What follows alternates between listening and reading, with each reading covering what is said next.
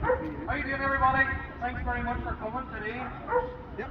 My name's Emmett Doyle, and I suppose the first thing I want to say about this protest is that it's entirely non-political. It isn't being organised by any party or group. It's just people like me and you. We're absolutely disgusted by the way that the premises behind us think that they can treat the people of this city.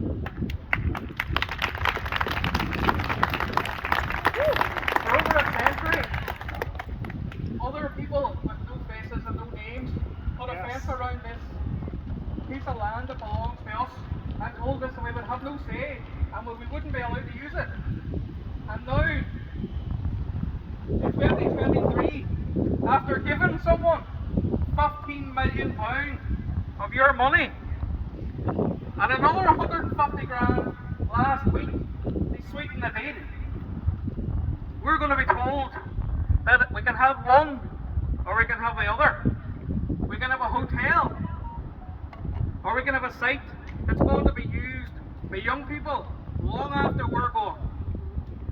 And I don't know about you, but I don't care if that hotel closes its doors in the morning. Yeah. Because apart from the people who live here, who are working in there, they're the only people that matter. But when it comes to this square, how much more money do they want? They try and close it down. Now, I don't know about you, but when it comes to this square, after the Brandywell, this square might as well not have existed most of my life. And we all know why that is. But it exists now. We built this square. Everything here, every pavement stone on this ground, was paid for by us. Now, if a hotel wants to roll up and open its doors, great job. Want to get young people in there and give them work? Fantastic. Pay them well, look after them. But I don't know who you think you are, coming to Derry and telling Derry people what they will and will not do with a site that they own. Here. And the hotel behind us aren't the only ones at fault. And it has to be said, since when are any parks in leafy suburbs in South Belfast run by the people of Derry? So why is this site being run by people from Belfast? Yeah. There's 5 members of staff from the executive office that run this site. There's one of them that works here. The rest of them come down the road whenever it suits them. These are the same people who are doing grubby backroom deals and spending £280,000 of your money. Was there any questions asked? No. Were you asked about it? No. It would cost about £1 million, we're told, to invest in the Northland Centre, and it's taken 20 years. But it took a fortnight for a quarter of that to be handed over to business people in this city who aren't from here. Did they invest in this city? No. The £15 million that was put into this establishment behind us is your money. Were you asked about it? No. Were you asked about this site? No. And now we're to be told £15 million first, £150,000 next, and we'll still tell you whether you can use the site or not. No way. I don't think so. A clear message has to be sent today. Please try from all the people who've been on social media, from all the people who might have used sites, we'll say, to go and leave reviews about a certain premises that might be on this square. This is a time to send a message. We own this square. You are a tenant. We are the landlord.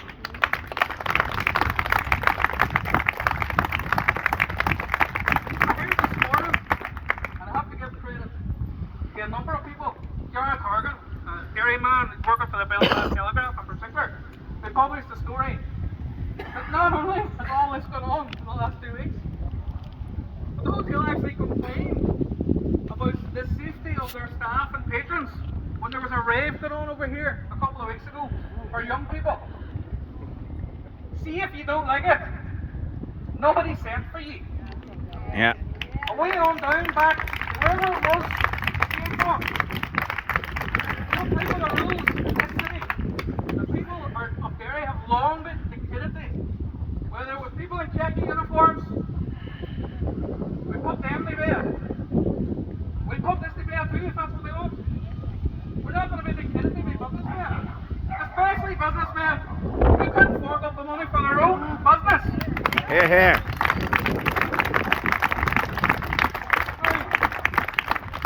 I saw a post during the week from a gentleman who's done work on addiction in this city most of his life. And he put up a post, and we know why, because 2 young fellas in this city lost their lives in the last couple of days, crying out for money for services. We're told there's no money. There's no money for childcare, for healthcare, for a hospital. There's no money for addiction services. There's no money for mental health. There's £15 million for hotel. And this is what the problem is. And I'm not going to get political about this today because it's not about that. Everybody was asked to come here today, and everybody's welcome. If there's any political representatives here, come up and speak. You're more than welcome. Where are the political parties? That's what I want to know. Where the hell are they? Not one of them is spoken out there. I'd say nothing about it because we know what it'll be said if I do. I wouldn't care what. Here's the point. Here's the point. We have a legion of people who are supposed to be looking after this site. And a legion of people who are supposed to be looking after all the services I just talked about. And whilst they're not here, and I'm not going to get into why they're not here, how can you sit back and say, at the stroke of a pen, there's no money? When somebody's sitting in an office over in Ebrington, when they sign a piece of paper that says, give away £280,000 that we currently don't have. Now, I'm going to leave it at this. We're at a crossroads here with this site, and one of 2 things is going to happen. People behind us are either going to wise up and realise that no matter what shenanigans they play, no matter how many people they might threaten with legal advice, no matter how many people they take to court, you're not going to get your way, snap out of it and give up. Run your hotel and work in partnership with the people in this city who are your landlords. Here, here.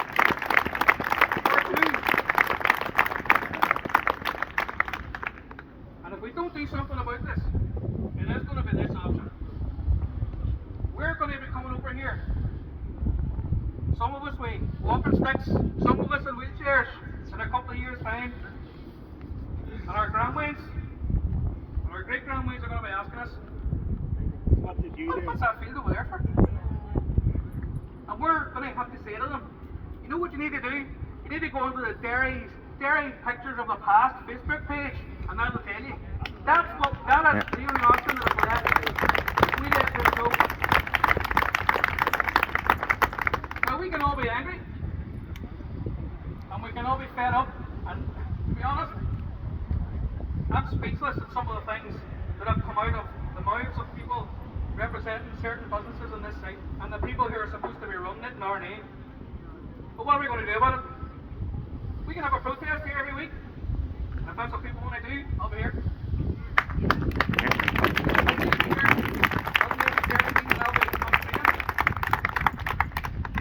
But if we let this go, that's the question that you're going to be asked by your grandchildren and your great-grandchildren. Now, I want to get somebody that you've probably heard speak before of to address you now. And it's to give you the context of what we are missing out on in this city in order to facilitate this. No choice was given between hospital beds for this, more houses for this, detox service for this, going to invite up Sinead Kwan. Sinead is well known for speaking out on social justice issues, and I'm sure she'll be able to give you an overview of what we're talking about. Thanks for the introduction, Emma, even though as of about an hour ago I told him I didn't think I was going to speak today, so thanks for that. What I wanted to say was exactly what I said to Emmett when we've been discussing this issue as it has been unravelling. And the reality of it is £15 million is a lot of money. The same people, old and young, that attend events on this square year on year, whether it's the amusements, whether it's raves, whether it's Jika Jika, whether it's country, no matter what it is, the same people that are on those squares and their families that live in this city, they're experiencing physical and mental ill health, a lot of it caused by the troubles. They're experiencing suicide, which as we know has been at epidemic levels in this town for God only knows how long. The same people are suffering hidden homelessness, where there's 2, 3, 4 generations back living in the same house again because there is no social housing. The same people are going to the Food Bank maybe once a year, maybe 5 times a year, who knows. I know from speaking to people there that this is the busiest they've ever been in this city, and that was during the summer. The winter hasn't even begun yet. The people of this city have no hope. They don't. I was educated in this, I grew up in this city, I was educated in this city, and I remember thinking the only way to actually further yourself was to leave. And I didn't leave, because I love this city. The people of this city are like nobody else in the world. They are welcoming, they are friendly, they will stop in the town and help you if you need help. The people in this building, the people who own this building, do you think they would do the same? Do you think they're going to put on drives for the Food Bank? Absolutely not. They don't care. People have little enough. Are we really going to take entertainment away from them? Are we going to expect young people who have no hope and no money to find the money to go up the road to Belfast? Do you have one night out? Absolutely not. This is fun time. And the really interesting thing, and Emmett referred to it, was we didn't have this square. I didn't even know what Ebrington was for the majority of my life. I'm 42 years of age. And I grew up in the Bogside, and I didn't know what this square was. Now we have it, it's something that we should be holding dear. These events aren't nationalist only. The people who attend these events come from everywhere. They come from the Valley, they come from the Golden, they come from the Waterside, they come from the City Side, they come from Donegal. This is uniting people in a way that our politicians will never fucking be able to do. Pardon my French, I get really angry. Yeah. I have a niece and 2 nephews, and they're under 5, and it breaks my heart when I see the way people are living and the way people are dying. And we need better than that. That 15 million should have built a detox centre. It should have given us more mental health provision. It should have took people out of the poverty they're living in, instead of implanting themselves here in a square and telling people, having the audacity to come and tell people that we aren't good enough to stand outside their premises. So do you want to go with it? Go back to the wall. Yeah.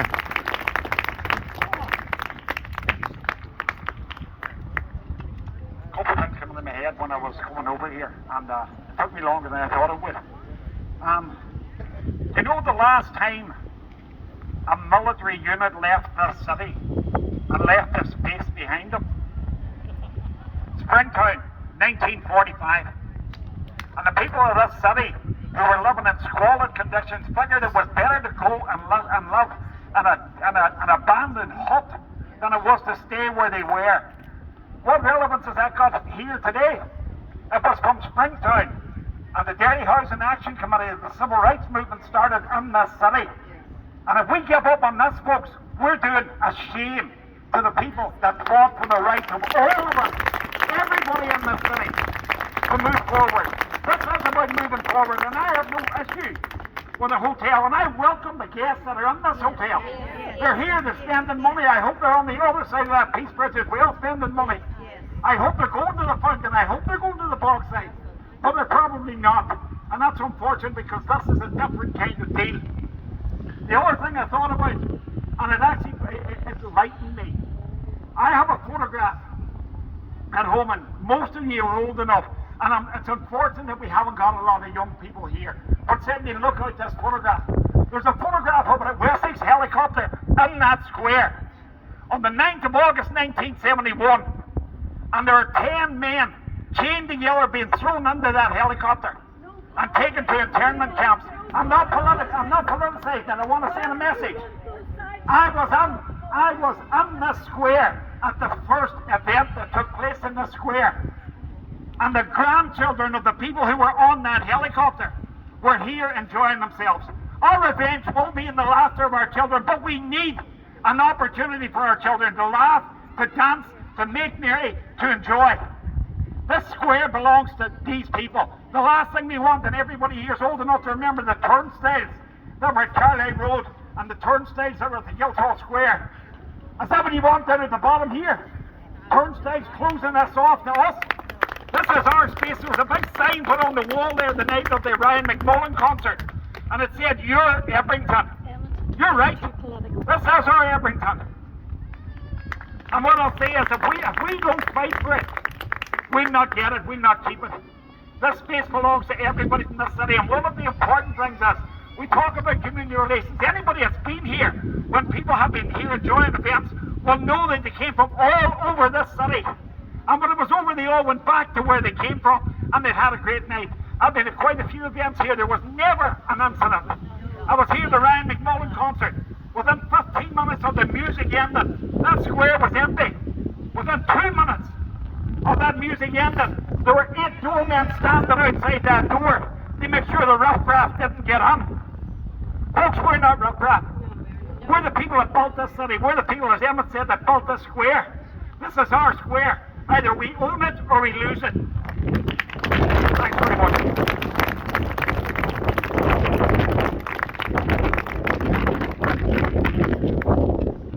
There's really nothing more that I can add to what's been said today. But I'm going to ask you to do 2 things. One of them is make your voice heard about this. Contact whoever it is that represents you, whoever it is that is supposed to be speaking up for all of us. I'll be doing that as an individual, and I'm asking you to do it on behalf of those, not just yourself, but the people who will be using this square long after we're gone. Number 2, because I can see that there are a number of people out for a nosy.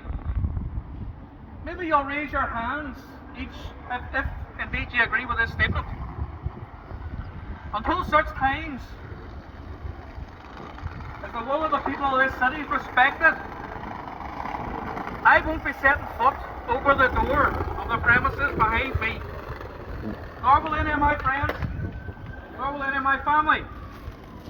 I'm asking you to do the same. Because we can stand here and we can protest, and we can have our say, like John did on Facebook 2 weeks ago, only to be abused then, afterwards. That's easy done. If people want to talk about money, we'll talk about money. That's no problem. The people who are making decisions about this site have to be a BT47 or BT48. That's up to politicians and civil servants, they sort that out. No more, or we're going to be told by anybody, businessmen, civil servants, what we're going to do with this site. There are people standing in this protest today who spend their own money to bring events to this site. They may even have lost money, I don't know. But what they didn't do was they didn't ask for handouts, and they didn't check who you were at the door. They said, come along, enjoy yourself. If we don't stand up and put a stop to this now, if common sense, the people standing having a nosy, doesn't prevail, what are we going to do about it? We're going to speak up. I wish there were elected representatives here today. Send them a message. Ring them. Ask them. What are you going to do about this? When am I going to read it in the Derry News or the Derry Journal?